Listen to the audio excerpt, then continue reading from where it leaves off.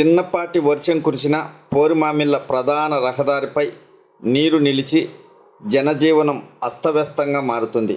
గురువారం సాయంత్రం వర్షం కురవడంతో పోరుమామిళ్ళ మెయిన్ రోడ్డుపై ఉన్న గుంతలలో నీరు నిలిచి వాహనదారులు, పాదచారులు రాకపోకలకు ఇబ్బందులు పడ్డారు. సుమారు 20 నెలల క్రితం ప్రధాన రహదారి విస్తరణ పనులు ప్రారంభం అయినా నేటికి మరమ్మతులు పూర్తి కాకపోవడంతో ఇలాంటి పరిస్థితి నెలకొందని స్థానికులు చెబుతున్నారు.